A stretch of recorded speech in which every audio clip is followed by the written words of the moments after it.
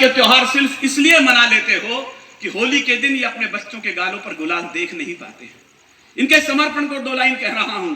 न होली ही मनाते हैं न दिवाली मनाते हैं, ये अपने फर्ज को हर हाल में पूरा निभाते हैं।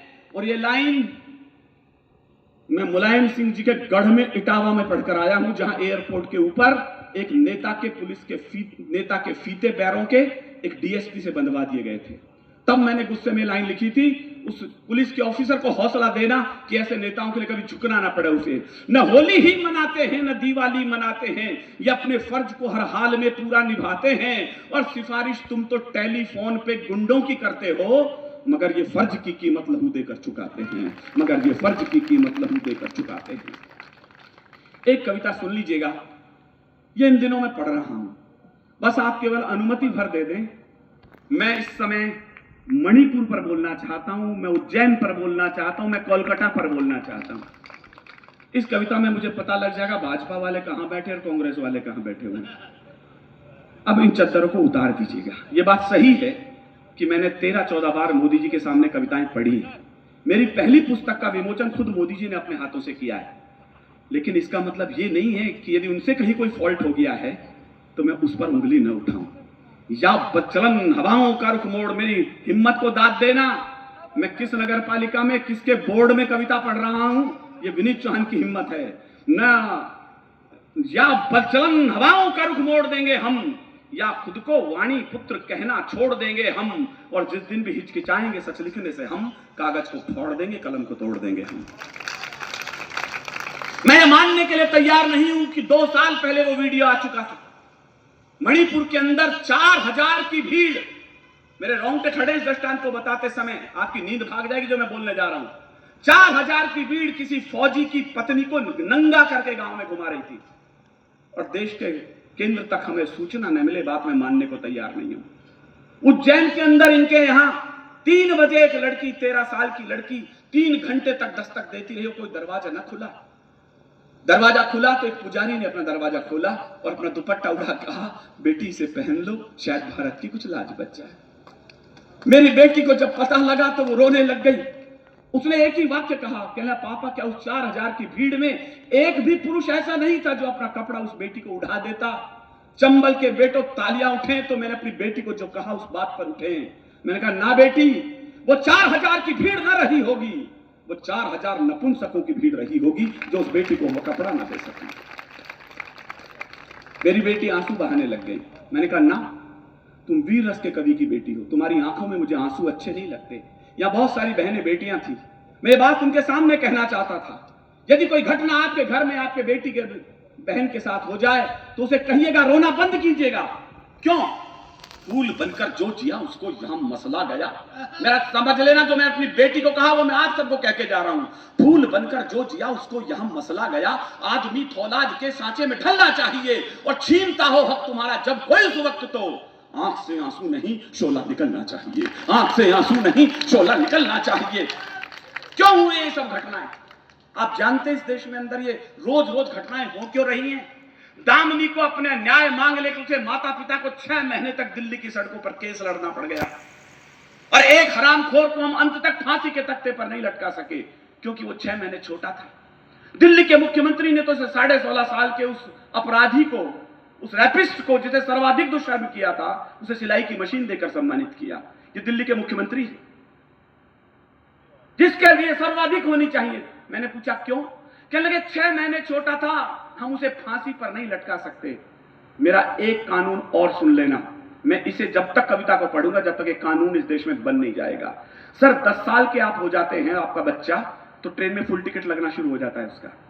16.5 साल का बच्चा सारे दुष्कर्म करना जानता था, उसे बाल अपराधी घोषित किया गया। तो मैं एक मांग उठा रहा हूं, अपराध की सजाएं, मुझे सर्वाधिक ताली हाथ खड़े करके चाहिए। इस कानून को मैं पास करवा रहा हूं देश में।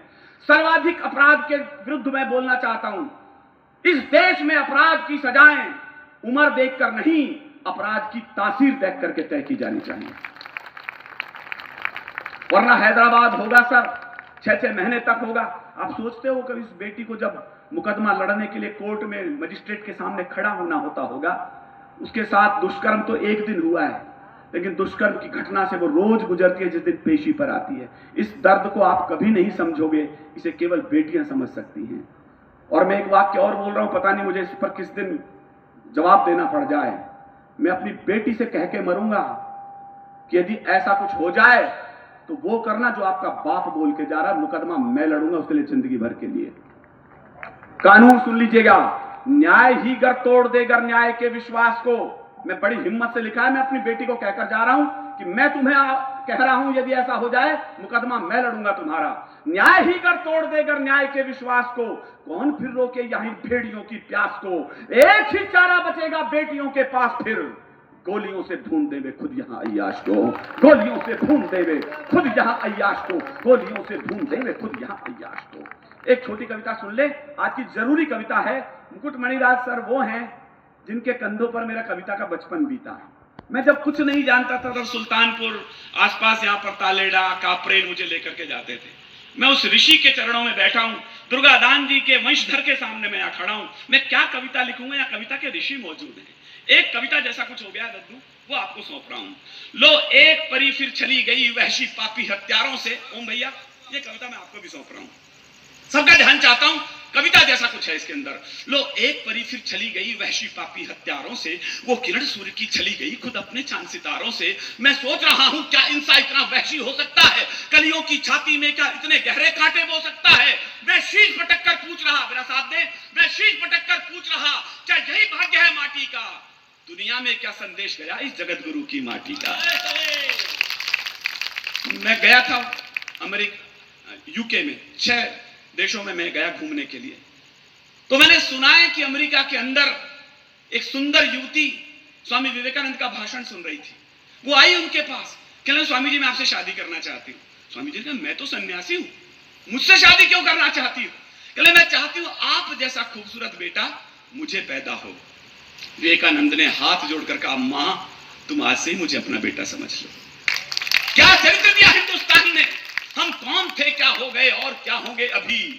आओ विचारे बैठकर हम ये समस्याएं सभी। हम काम विजेता कहलाए पश्चिम में सिर ऊंचा करके, इस घटना पर शर्मिंदा है बैठे हैं सर नीचा करके। मैं ढूंढ रहा हूं गली गली उन वीरवती हनुमानों को। यदि चंबल के बेटों में मुझे कोई एक भी बेटा मिल जाए, हनुमान जी के चरणों में कोई बेटा मिल जाए, तो मेरा आना सार्थक, तुम्हारा सुनना सार्थक। मैं ढूंढ रहा हूं गली गली उन वीरवती हनुमानों को, नारी में जो देवी देखे भारत के वीर जवानों को, नारी में जो देवी देखे भारत के वीर जवानों को। कर क्रूर वासना पसर गई भारत के सब गलियारों में, बस मेरी एक ही चिंता है, कर क्रूर वासना पसर गई भारत के सब गलियारों में, तो कीर्ति पताका सूरज की खो जाएगी अंधियारों में। इसलिए निवेदन है मेरा, अंतिम लाइन मुझे विदा कीजिएगा, ये कानून बन जाएगा उस दिन विनीत चौहान इस कविता को भी छोड़ देगा। इसलिए निवेदन है मेरा इन दिल्ली के दरबारों से, अपने प्रांतों में बैठी हैं जो अलग अलग सरकारों से। मैं मोहन यादव जी से भी कह रहा हूं, मैं अशोक गहलोत से भी कह रहा हूं, और मोदी जी से भी बोल रहा हूं, और टीएमसी की तथाकथित नेत्री ममता जी से भी कह रहा हूं। इसलिए निवेदन है मेरा, मुझे विदा करें। इसलिए निवेदन है मेरा अब दिल्ली के दरबारों से, अपने प्रांतों में बैठी है जो अलग अलग सरकारों से, अब शीघ्र न्याय दो आंसू से उपजी सारी ललकारों को, और लाल किले पर फांसी दे दो दुष्कर्मी हत्यारों को। लाल